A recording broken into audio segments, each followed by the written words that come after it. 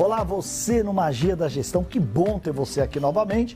Não se esqueça, gostou? Se inscreve aqui embaixo, tá? E sempre você vai ter um vídeo com quem tem algo a dizer sobre tecnologia, marketing, estratégia, gestão, negócios, carreiras. Essa é a nossa ideia, abrir cada vez mais esse escopo da gestão. Hoje nós temos uma pessoa muito especial aqui, que é o Ricardo Garrido.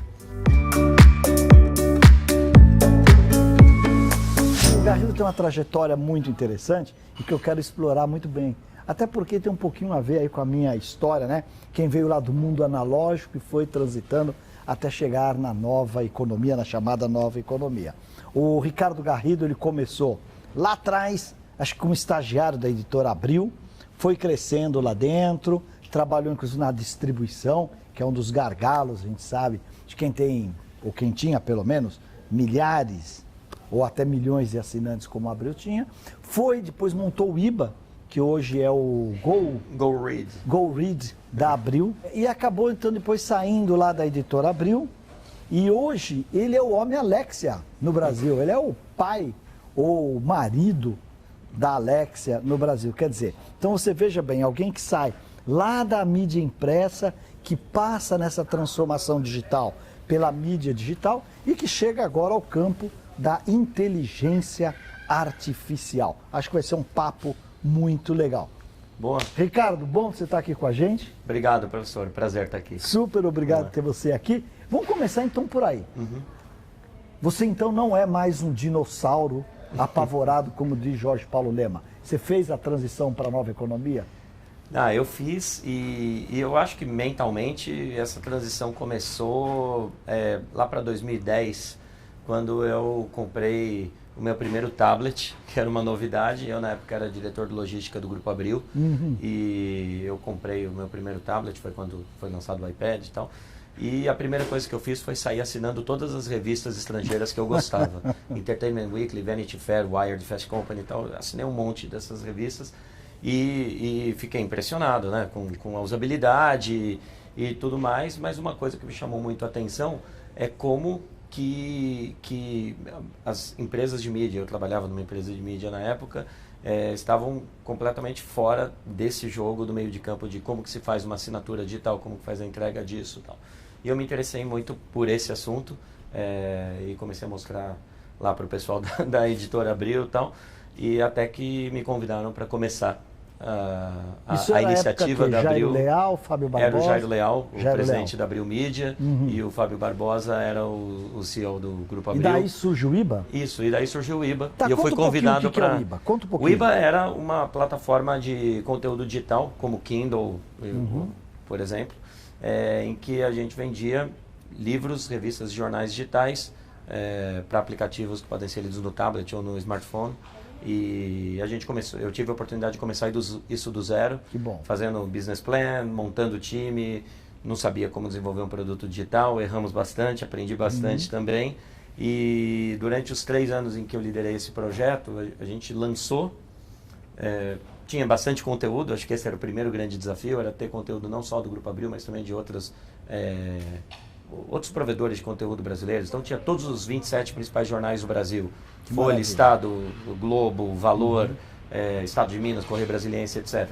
Revistas da Abril e de um monte de outras editoras e e-books de todas as editoras do Brasil, umas cerca de 300. A gente conseguiu lançar isso em março de 2012, que foi 6 meses antes da Amazon chegar no Brasil. Então não tinha Amazon no Brasil, não tinha Google Play, etc. A gente refez esse site, essa experiência do zero. Uma vez lançado, eu percebi que eu tinha liderado uma iniciativa que estava muito mais pensando no editor do que na experiência do usuário. Daí fui aprender sobre a experiência do usuário. Foi para o UX. E daí aprendi do jeito difícil, né? Gastamos bastante dinheiro, refizemos tudo desde o início. E depois que a gente fez a segunda vida desse produto, a gente continuou percebendo que tinha um grande problema ali. Que era, as pessoas vinham, estavam testando aquilo, as pessoas conseguiam baixar algo de graça, e baixavam o aplicativo e se cadastravam no site, então estava tudo funcionando direitinho. E conseguiam ainda, e ainda compravam a primeira vez. Então, o funil estava funcionando. A gente atraía gente, testava, comprava. mas elas não voltavam a comprar, ou poucas pessoas voltavam a comprar. Então, o que acabava acontecendo, isso é um problema da maioria das empresas de e-commerce, é que você gasta muito dinheiro para atrair clientes, né, o Customer Acquisition, e você tem uma taxa de recompra muito baixa, ou seja, as pessoas voltam... O custo de aquisição é alto se você não tiver a recorrência... Se você não tem recorrência, você está morto. Então, a gente foi para o que é hoje ainda o GoRead, que é a gente criou um produto chamado IBA Clube, e tive um trabalho grande de negociação dentro da Abril na época, para a gente conseguir fazer um serviço do tipo All You Can Eat. Você assina algo, paga R$19,90 por mês, era o preço na época do lançamento, e tem acesso a todas as revistas, né? Esse projeto virou o IBA Clube, foi lançado em março de 2014, foi meu último trabalho depois de 15 anos de Grupo Abril, eu tinha entrado como trainee em 2000, e está lá até hoje. Ele foi renomeado depois, quando o Walter Longo era presidente da Abril, como GoRead. E daí para a Alexia, tá como lá. é que foi esse pulo? Eu tive uma recaída quando eu saí da Abril para o mundo de logística. Trabalhei na Tegma, uma empresa. Você foi para a logística? Fui para a logística. Que, voltei para a logística, né? Voltou, porque fazer a logística de assinaturas das revistas, da distribuição. E eu voltei para a Tegma. Eu liderava uma unidade de negócio responsável por armazenagem, principalmente, mas enfim, operações logísticas. E durante esse ano eu percebi algumas coisas importantes. Uma delas é que eu não conseguia mais voltar para o modelo de empresa, de administração, da velha economia. De negócio, da velha economia. Então, eu tinha gostado muito da minha experiência à frente do IBA, eu tinha gostado muito de liderar um time de gente jovem, de liderar um negócio que pensava primeiro na experiência do consumidor e depois na margem, no que vai acontecer. Então, eu percebi que foi um período que foi... ao mesmo tempo foi bacana, que eu tive a oportunidade de fazer um monte de coisas legais lá na Tegma, a gente lançou a operação da Nespresso no Brasil todo e tal.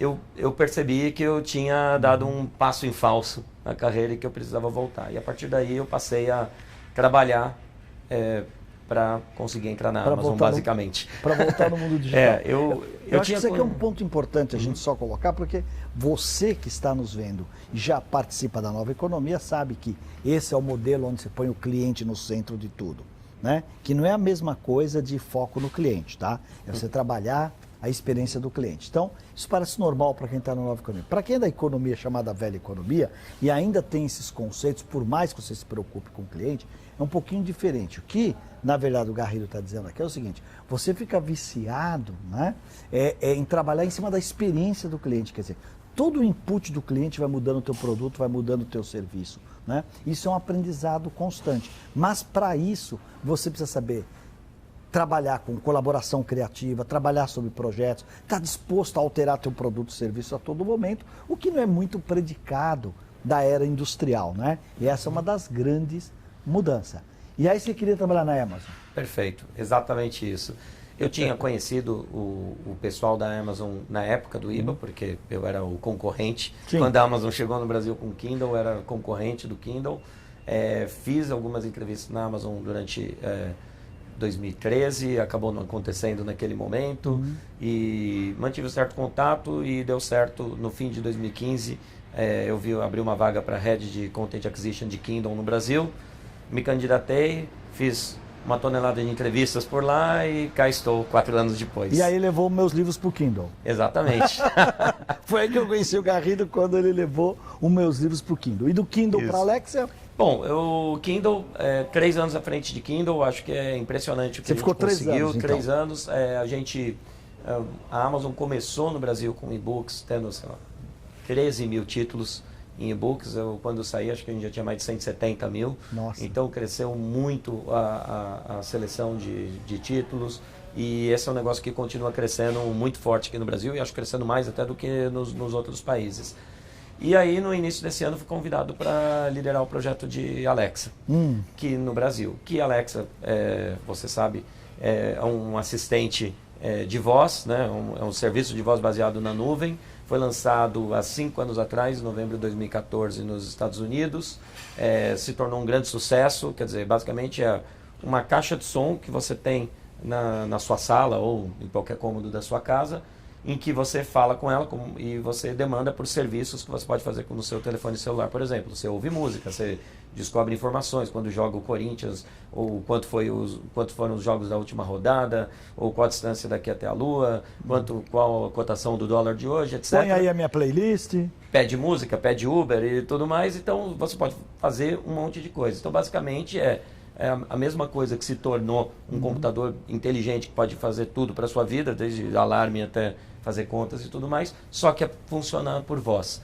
E o grande pulo do gato da Alexa, que foi o sucesso de como esse negócio deu certo, é que a Amazon tinha duas grandes coisas que habilitaram isso. A primeira delas é a computação na nuvem, porque é uma maneira de você poder botar essa inteligência lá em cima e não dentro do aparelho. Então, assim você pode vender esse aparelho por um preço muito mais baixo, muito mais acessível do que um smartphone. O preço normal dele... Ele falou, eu vou ter que ter uma Alexa em cada cômodo da minha casa. Ele falou, se você quiser, sim, né? Mas se você gritar, às vezes ela ouve, né? Agora, olha só que interessante, né? Porque não é todo mundo que me ouve lá em casa, não, hein?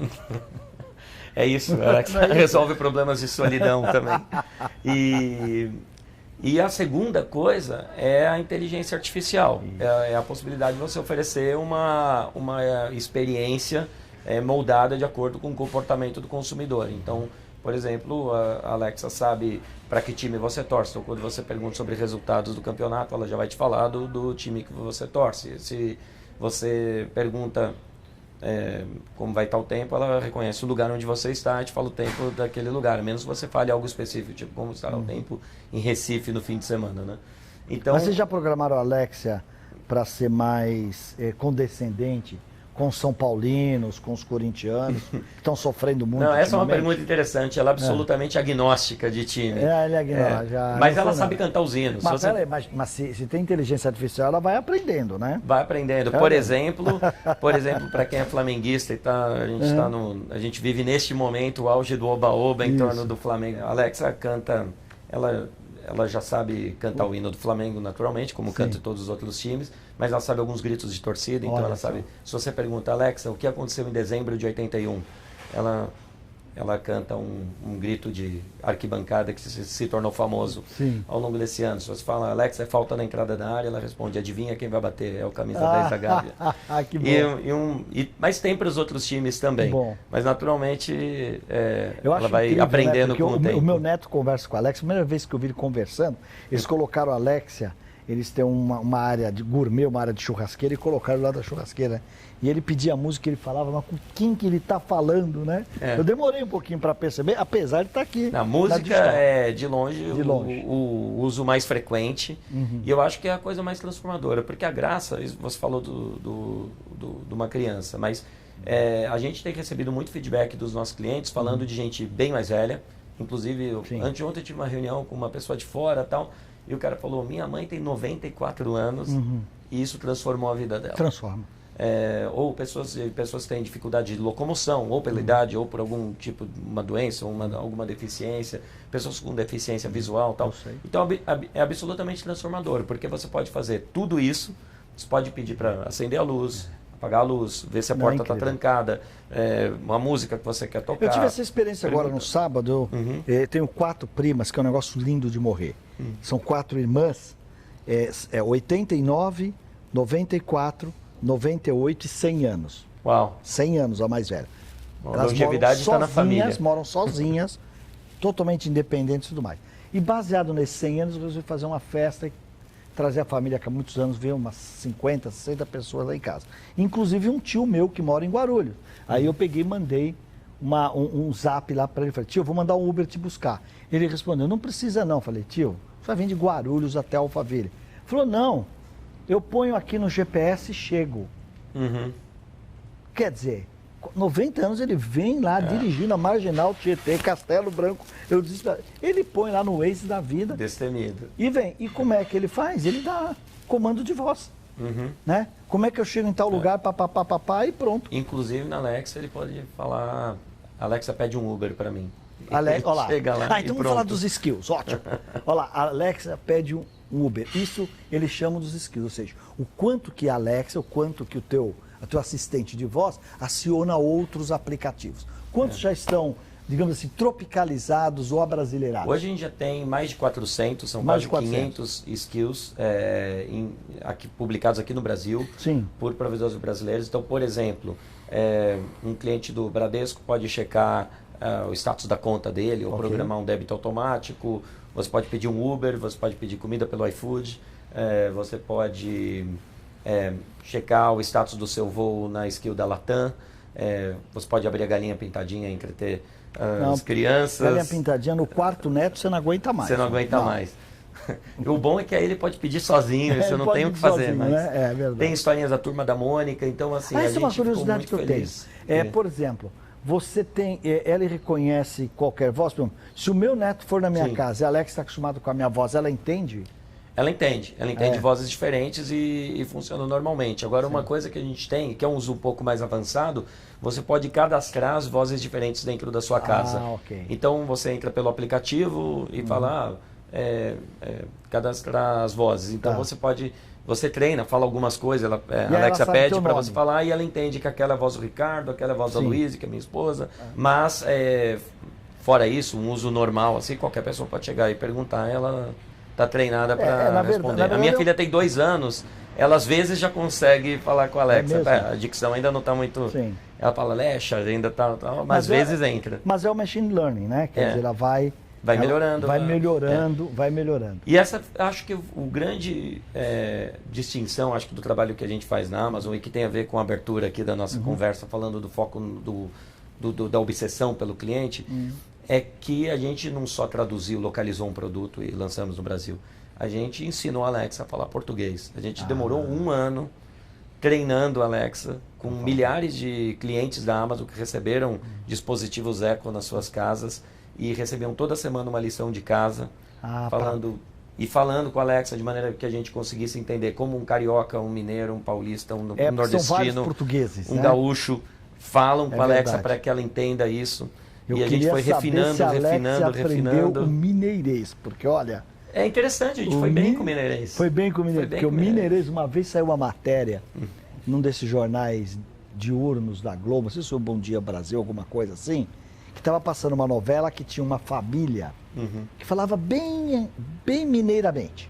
Bem mineiramente. Juntando então, as palavras, omitindo as vogais. Então, acho que as jornalistas colocaram na pauta e foram ver esse negócio. E eles fizeram um negócio interessante, porque fizeram o seguinte, eles gravaram um café da manhã, eles conversando automaticamente.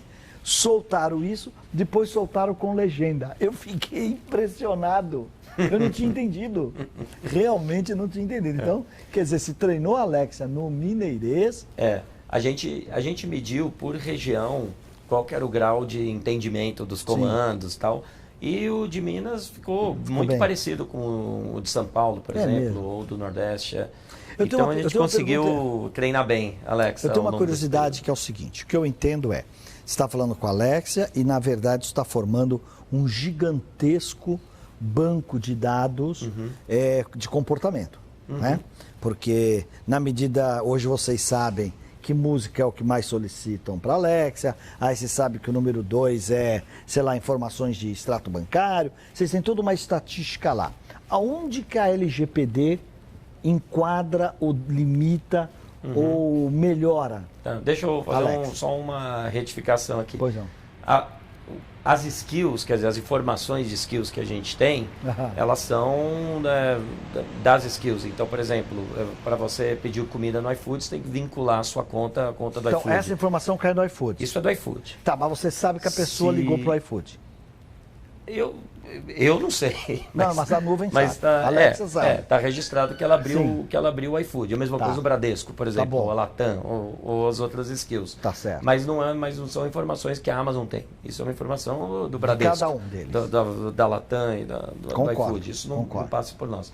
Agora, as informações de comportamento da pessoa, quer dizer, se eu pergunto quando é o próximo jogo do Corinthians, e daí ela entende que eu sou do Corinthians. Eu peço para tocar uma música do Michael Jackson, ela entende que eu gosto desse tipo de coisa. Isso não é usado para a gente ofertar camisa do Corinthians ou CD do Michael Jackson para as pessoas. Não é usado. Tá. Todas essas informações, elas só servem para enriquecer a experiência pessoal do cliente que está usando a Alexa. O único momento em que a gente trata isso como um negócio de compra é quando a pessoa pede para comprar. Então, por exemplo, uma das coisas que a Alexa faz é você falar, Alexa, compra uma bola de futebol.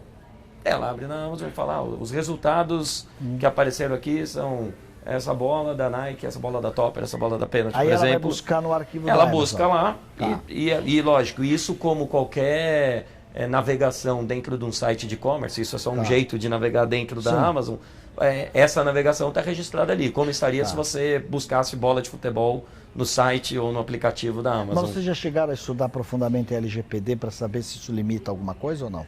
Somos a favor de que exista, Proteção. lógico, proteção de dados é super importante para a gente, proteção Claro. de dados dos nossos clientes e a maneira como a Alexa trabalha e a Amazon trabalha em geral é totalmente A Alexa é vendida só na compliant Amazon? com essa lei. Alexa, não. Você pode encontrar em vários outros sites e outras lojas, principalmente na Fast Shop. Ah, então você acha Todas nas as lojas da Fast Shop Tá têm bom. Alexa para vender, inclusive no site, Tá. mas também nas lojas físicas. Que bom, que bom. Qual o próximo passo da Alexa? Onde você vê a Alexa? Acho que o próximo passo da Alexa é continuar aprendendo, enriquecer muito mais a experiência dos nossos clientes no Brasil. Estamos falando em trazer mais conteúdo, mais skills, muito mais integração com outros aparelhos. Então, uma das coisas que a gente ficou mais feliz foi que logo no lançamento a gente já tinha um número muito grande de dispositivos de casa inteligente, lâmpadas positivas, interruptores e tudo mais funcionando. Isso vai crescer muito. E de fato, o segundo maior uso que a gente vê hoje da Alexa aqui no Brasil, depois de música, já é casa inteligente. Então, isso com 65 produtos que funcionam com a Alexa aqui no Brasil. Isso vai crescer exponencialmente ao longo Você do vai ligar a próximo televisão, apagar a luz, esse tipo de coisa. ar-condicionado e tudo mais. Que interessante, interessante. Acho que esse vai ser o desenvolvimento mais Você forte. teve a experiência de de um grupo de comunicação à sua época, analógico, mas inquestionável, o Grupo Abril, Sim. foi um dos ícones Minha escola. da indústria de comunicação no país, e agora você está num ícone, né? Do comércio e da tecnologia, que é a Amazon, né? Esses dois mundos, né? O que você diria que seria o ponto forte da Abril e o ponto forte da Amazon hoje? É ótima pergunta, porque outro dia eu estava falando disso, de como eu fui muito feliz por ter trabalhado 15 anos no Grupo Abril, uma empresa que eu adorei trabalhar lá, me diverti, fiz amigos para a vida toda. Minha esposa trabalhou lá Nos também. melhores anos de Abril, né? Foi demais. Assim, uma grande escola e um lugar onde eu aprendi assim a pensar em oferecer o melhor produto possível para o cliente. A Abril era uma empresa assim, perfeccionista. Sim. A busca da excelência era um dos valores É centrais. verdade. Agora, o processo de inovação e de chegar nesse produto perfeito na Abril era muito diferente do processo que é praticado na Amazon. Então, por exemplo, a inovação na Abril se dava assim, você quer lançar uma nova revista. Eu vou dar um exemplo de uma que eu participei do lançamento, Men's Health, que era, não tinha nenhuma revista sobre malhação lá no Brasil. Junta um grupo de meia dúzia de ótimos jornalistas, pessoal de marketing, etc. Fecham numa sala, ficam 6, 7 meses lá, burilando, fazendo a revista, faz o número 0, passa pelo crivo do Roberto Tívida, do Tomás Souto Correia, um dos deuses do jornalismo do brasileiro. Refaz outro número 0, refaz outro número 0, refaz outro número 0. Quando finalmente a revista está perfeita, manda para a gráfica, imprime 200 mil exemplares, coloca em todas as bancas do Brasil, vende 100 mil e você tem a maior revista do Brasil de um determinado segmento. É sensacional, mas era um processo de quase um ano de Hoje perfeccionismo não dá mais e um Big Bang no final. Não dá mais para gastar. Então aqui é um processo, tem muito mais espaço para pequenas evoluções, o processo mais scrappy, como a gente fala, ali no dia a dia, pensando no cliente em primeiro lugar. Então, o processo é muito diferente, o goal e o tipo de perfeccionismo é muito parecido, e alguns métodos, algumas crenças centrais são diferentes. Por exemplo, na Abril você acreditava muito que você tinha que estar um passo à frente do cliente, porque você não tinha a possibilidade de ficar fazendo teste AB o tempo todo. Então aqui é mais fácil, você faz teste AB, aprende rápido, corrige isso, então dá para você fazer. Porque a nova economia permite o erro, coisa que lá atrás a coisa não era bem assim, né? Na Amazon a gente tem um jargão interno que a gente fala muito, que são as one-way doors e two-way doors, né? Imagina que você tem até aquela porta que você só abre por um lado. Sim. Uma vez que você entrou por ela, fechou, você não consegue sair mais. É. A Amazon tem uma verdadeira obsessão por evitar as one-way doors. Então o que tem O que tem uma porta de que você pode sair fácil, você entrou, você não precisa perguntar para o seu chefe. Essa é a orientação geral. Essa cultura do Jeff Bezos, que ele disse que você tem que levar uma página escrita para a reunião, é verdadeira ou o quê? Não, é verdade, a gente faz isso. Faz isso? PowerPoint é proibido e as pessoas geralmente... Mas PowerPoint é proibido porque é um produto Microsoft? Não, a gente usa Word pra caramba. não é essa a razão. Porque vocês escrevem realmente... Ao invés de a gente ter apresentações, a gente tem reuniões em que as pessoas levam arrazoado, que pode ser 1 a 6 páginas, dependendo do assunto, do tamanho da reunião.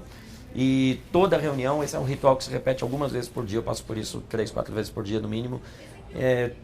Toda reunião começa com todo mundo lendo seu ponto de vista sobre o tema durante 15, 20 minutos. Ou seja, e não depois existe vem a reunião discussão. sem pauta. Isso, e não existe uma pessoa liderando a reunião e direcionando a conversa para um determinado lado. Todos os participantes partem do mesmo grau de conhecimento daquele projeto, que é com uma boa profundidade. É um design thinking sem post-it. Sim, é um design thinking sem post-it. Sem post-it, né? Um design thinking sem post-it. Muito bom. Exatamente, é uma narrativa. E o seguinte, agora a gente está quase para encerrar, e a gente tem do outro lado de lá profissionais consagrados, e nós temos muita gente início de carreira, mas também tem gente que quer fazer movimentação de carreira. A gente recebe muita pergunta, como é que eu vou para a área digital? Como é que a gente faz para trabalhar na Amazon? Qual é o caminho para ir para a Amazon? O melhor caminho para trabalhar na Amazon você precisa saber onde você está pisando. Eu tive 2 experiências de tentar trabalhar na Amazon, uma mal sucedida em 2013 e uma bem sucedida no fim de 2015 e início de 2016. A grande diferença entre uma e outra é que em uma eu apareci de paraquedas no dia da entrevista, não sabia direito onde eu estava pisando.